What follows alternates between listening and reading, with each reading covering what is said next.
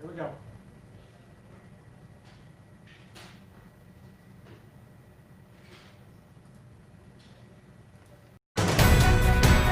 This is an election night update from WCIA 3 News, your local election headquarters.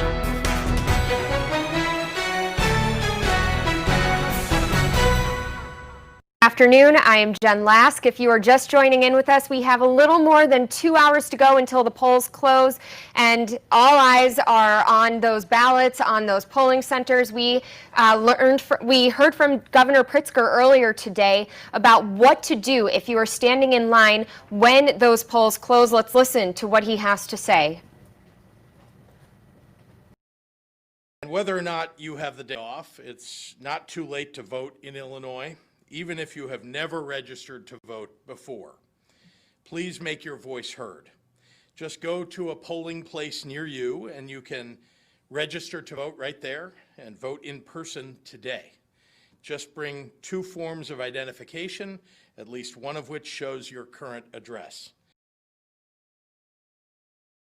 And we are going to be following all the different numbers that come in for that. Again, if you are standing in line when those polls close at 7 o'clock, you can remain in those lines. But right now, I want to check in with our reporter, Lindsay Jones, who has been crunching numbers. She will continue to be looking at those all night long. So, Lindsay, just looking at where things stand right now with the polls still open, tell us what to expect.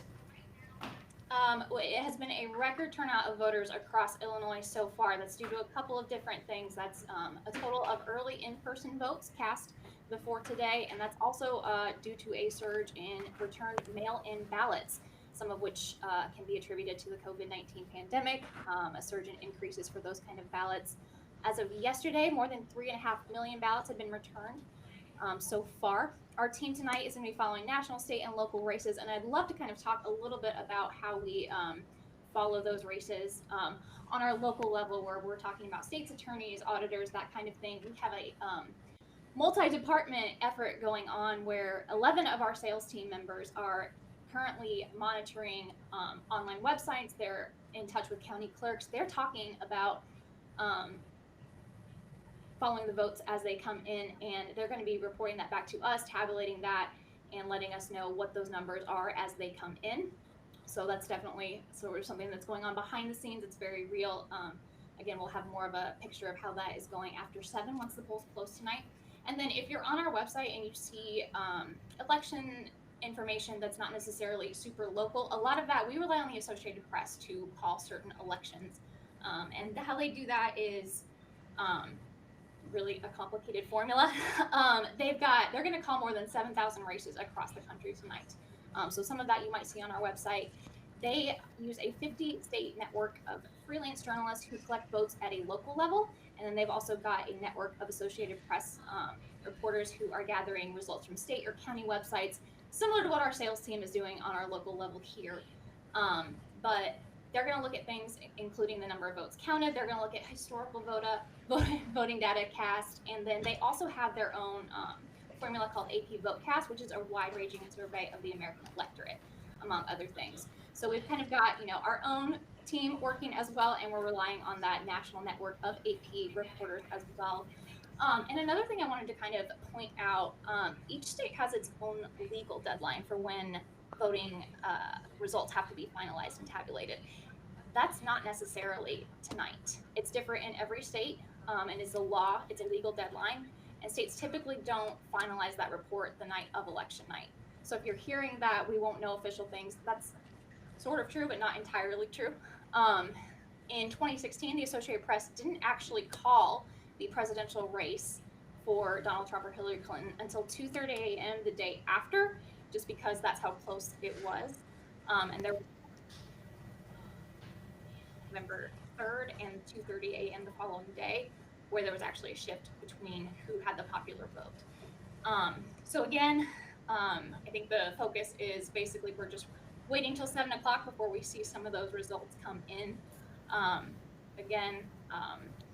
Another thing to note would be that it's not uncommon to be in a long line on election day. I think our governor talked about that earlier, where he mentioned as long as you are in by 7 o'clock, you have And that. Lindsay, one of the things you mentioned with Governor Pritzker talking about that, we have been listening to some of those conferences as well, and we will be tuning into some of those different sound bites, if you will, throughout the night. But I just wanted to, check in with you again. You mentioned 7,000 races.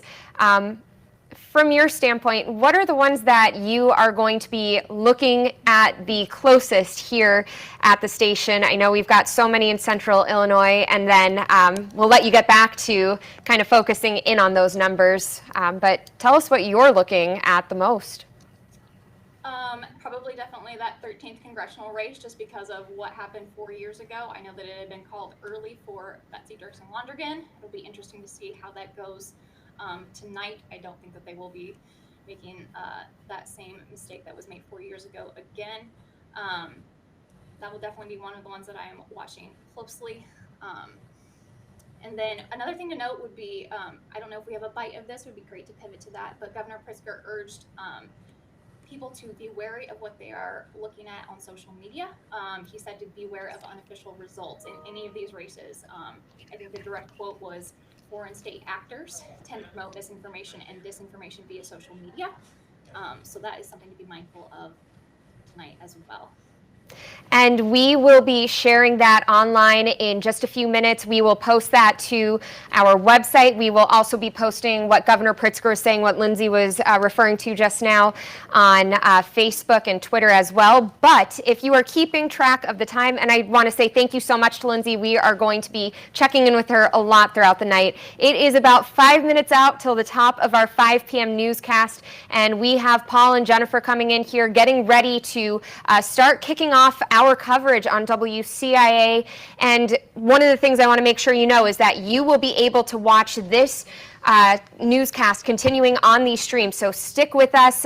We are going to be switching things over, turning it over to Paul and Jennifer, but we are looking forward to being your local election headquarters tonight, and we will continue to bring you the latest updates on all of these races, all of these issues that we will be following here. So for now, thank you for watching, and we'll be back in just a few minutes with your 5 p.m. This is an election night update from WCIA 3 News, your local election headquarters.